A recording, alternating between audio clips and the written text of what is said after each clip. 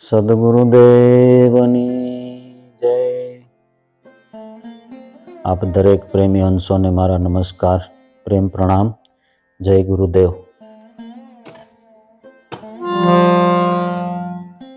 જય ગુરુદેવ મિત્રો। આધ્યાત્મિક યાત્રા કરતા કરતા આપણે બધા સદગુરુના ચરણ ભણી ગતિ કરતા રહીએ છીએ।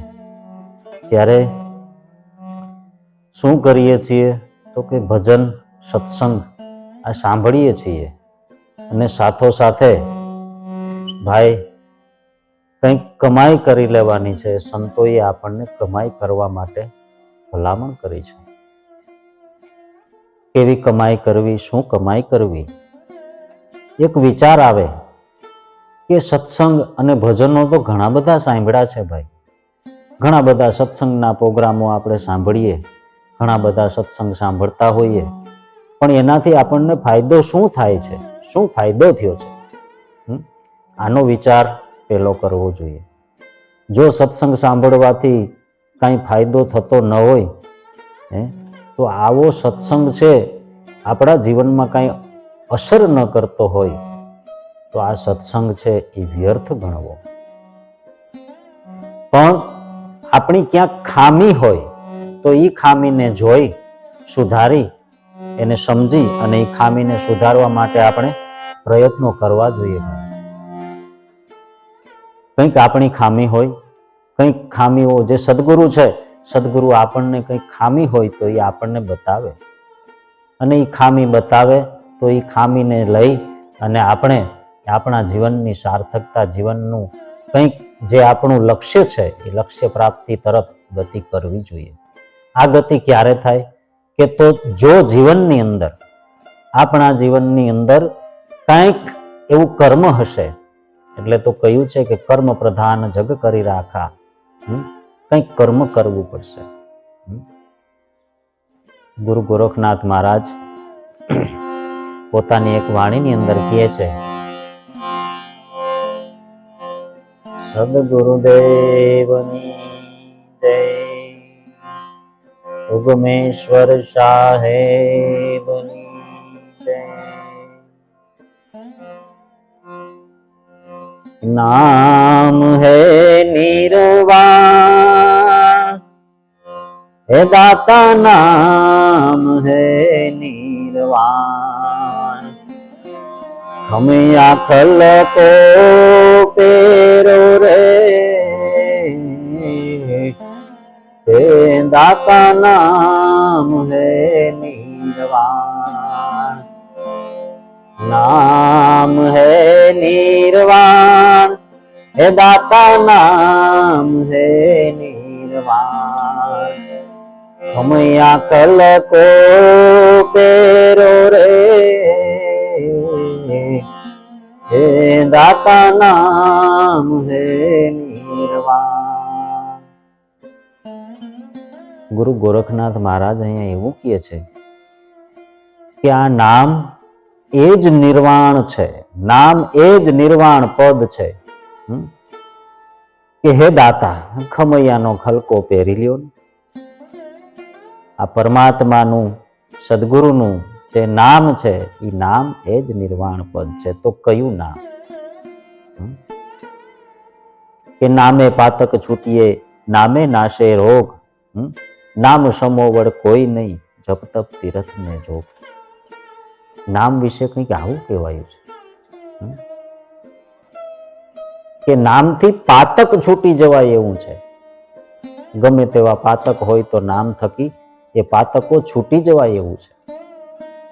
નામથી ભવ રોગ મટી જાય, નામે પાતક છૂટીએ ને નામે નાશે રોગ, નામ સમોવડ કોઈ નહીં, જપ તપ તીરથ ને જોગ। આ નામની તોલે જપ, તપ, તીર્થ કે જોગ એ પણ નામને તોલે આવે નહીં। આવું એ નામ છે, સંતો એવું કહે છે। પણ કયું નામ છે ભાઈ? સંતો એ નામના ખૂબ ખૂબ વખાણ કર્યા છે। જુઓ શું કહે છે કે નામ જાણ્યું એને સર્વ જાણ્યું, નામ જાણ્યું એને સર્વ જાણ્યું, सकल शास्त्र का भेद।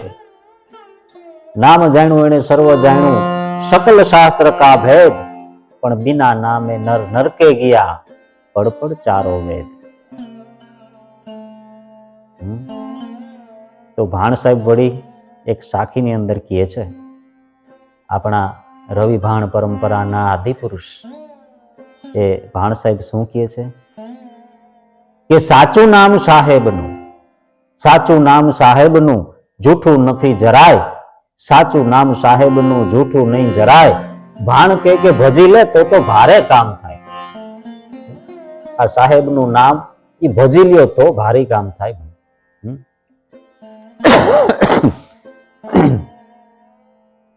એટલે વળી પાછું કબીર સાહેબ એ એક સાખીની અંદર એવું કહે છે કે કલયુગ કેવલ નામ આધારા, કલયુગ કેવલ નામ આધારા, સુમીર સુમીર નર ઉતરત ભવ પારના। કળિયુગમાં એક નામ ઈ જ આધાર છે કે જે નામ સ્મરણ કરી અને પાર ઉતરી શકાય એવું છે। નામ સ્મરણ કેમ કરવું, કયું નામ છે, તો સંતોએ એના વિશે એ નામની વ્યાખ્યા કરતા કહ્યું છે। સદગુરુ કબીર સાહેબ કહે છે કે कोटिक नाम संसार में, कोटिक नाम संसार में तासे मुक्ति न होय, कोटिक नाम संसार में तासे मुक्ति न होय, पण मूળ नाम गुप्त है, मूળ नाम गुप्त है, वाको जानत विरला कोई। मूળ नाम ने जाने एवा तो विरल पुरुषो छे, एवा विरलाओ छे। लोयण माताजी पण ए पोतानी वाणीनी अंदर कहे छे कि जीरे लाखा मूળ रे वचननो महिमा छे बहु मोटो, हे એને જાણે કોઈ સંત જવરલા જાણે, એને કોક જવરલા જાણે, વિરલા જાણે। આ મૂળ વચન કયો કે મૂળ નામ કયો, આધા આધા નામ કયો, આધી સાખી કયો કે સતનામ કયો, હે ઈ તો કંઈક કબીર સાહેબ કહે કે મૂળ નામ ગુપ્ત હૈ, ગુપ્ત પડ્યું છે। કોટિક નામ સંસારમાં ઘણા બધા નામ છે। આ હાર્મોનિયમ છે, આ તબલા છે, દરેકના નામ છે। કપડા છે, આ છે વાસણ છે, કુસણ છે, હિંચકો છે, ખાટલો છે, દોરી છે, ખુરશી છે, મોબાઈલ છે, ટોપી છે, ચાદર છે, રામસાગર છે, લાઈટ છે, આવા બધા નામ છે। પણ આ બધા સાંસારિક નામ છે, આ બધા सांसारिक नाम छे, ई नाम निर्वाण नथी, ई नाम निर्वाण नथी। तो निर्वाण कयु नाम छे तो के मूળ नाम, निर्वाण सुधी लई जनारू ए मूળ नाम छे, ए निर्वाण सुधी लई जनारू छे। मूળ नाम गुप्त है, मूળ नाम तो गुप्त छे।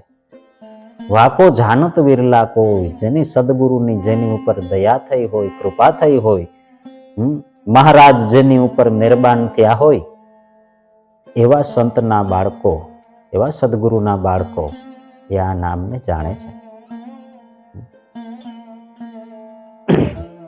नाम जाण्યું एणे सर्वे जाण्યું। હવે જેણે જાણી લીધું ને એના પછી કે નામ જાણ્યું એણે સર્વે જાણ્યું।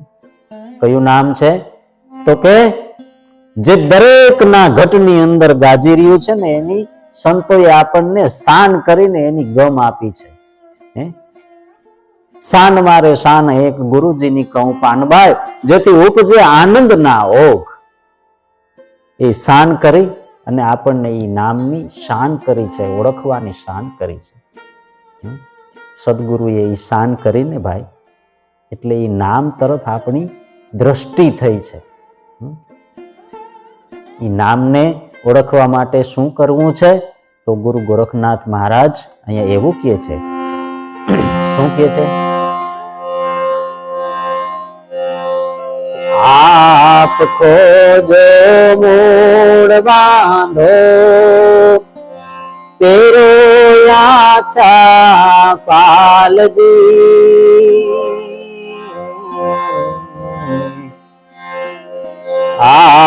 को जो मूड बांधो पेरो ने आछा पालजी ए अधर तखत पर आसन राखो अधर तखत पर आसन राखो छोड़ो ने देह अभिमान हे दाता नाम है निर्वाण नाम है निर्वाण हे दाता नाम है निर्वाण आ नाम એ નિર્વાણ છે પણ એને ભજવું હોય જાણવું હોય તો કેવી રીતે કે આપ ખોજો મૂળ બાંધો અને પેરોને આછા પાલ આપ ખોજો એટલે આ નિજ ભક્તિ કોઈ વિરલા જાણે સબજુગ કરત કમાય આ નિજ ભક્તિ કરવાનું કંઈક સંતો કહે છે આ નિજ નામ છે એટલે એને નિજ નામ કહ્યું છે આપ ખોજો કોઈ સંતે એવું કહ્યું છે કે અંતર પટ જો ખોલી હૃદયમાં વસ્તુ છે અણમોલ આ અણમોલ વસ્તુ કંઈક માલિક પર પડી છે અંદર પડી છે કેમ ઓળખાશે અંદર ઉતરો તો સંતો કે તમે અંદર ઉતરો ને તો જરૂર એની ઓળખ થશે આપ ખોજો અને મૂળ બાંધો અહીંયા પહેરો ને આછા પાલ એટલે આછા કપડા પહેરવા એવું નથી કીધું ભાઈ પણ એવા આછા એવા હળવા થઈ જાઓ હળવા એટલે કેવા ફોરા થઈ જાઓ શેનાથી તો કે જે અભિમાન છે ને એ છોડી દો ભાઈ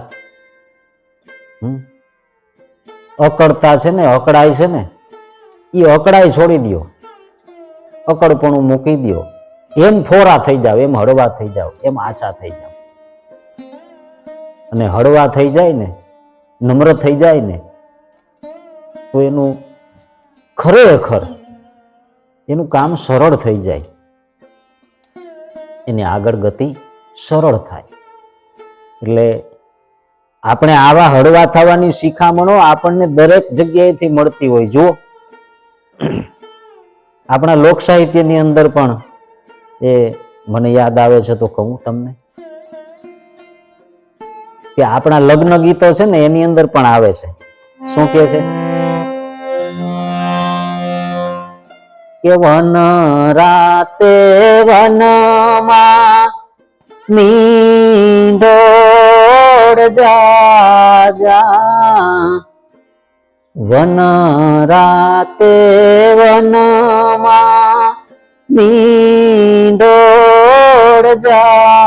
જા એવા ફોરોડા પરણે ને ઝાડ બાળ કુવારા એવા ફોરોડા પરણે ને ઝાડ બાળ કુવારા કે જે અકળ રહ્યા ને એ કુવારા રહે અને જે ફોરા થઈ ગયા ને હળવા થઈ ગયા ને એ સદગુરુ હારે પરણી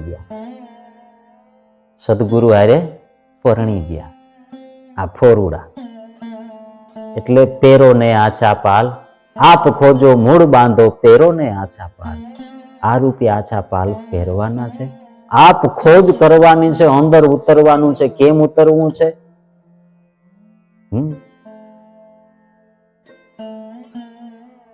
કે ચલતા ન દેખા ચંદ્रमा વધતા ન દેખી વેલ હરિજન ને હરિ ભજતા ન દેખા યહી અચરજ કા ખેલ હરિજન હરિને ભજે એ કોઈ જોઈ નથી શકતું એ તો ટોળાની વચ્ચે ભજતો બેઠો હોય સદગુરુનો બંદો એ સદગુરુની બંદગી ટોળાની વચ્ચે બેઠો બેઠો કરતો હોય પણ બાજુમાં બેઠો હોય એને ખબર ન હોય કેમ કે આ બંદગી જ એવી છે.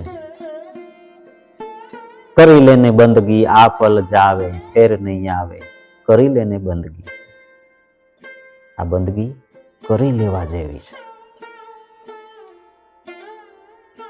આપ ખોજ કરવાની છે, મૂળ બાંધવું. ગુરુ ગોરખનાથ મહારાજ અહીંયા યોગની કંઈક વાત એના તરફ અંગુલી નિર્દેશ કરે છે, મૂળ બાંધો એમ કહીને. એટલે યોગના આસનો વિશેની વાત પણ કરે છે. સંતોએ આ બાબતોને સ્વીકારી છે ભાઈ. આપણે યોગ વિશેના અલગ બીજા ચર્ચાઓ કરી છે, બીજા વિડીયોમાં પણ અગાઉ પણ ચર્ચાઓ કરી છે અને હજી આગળ પણ કરશું. મૂળ બાંધો,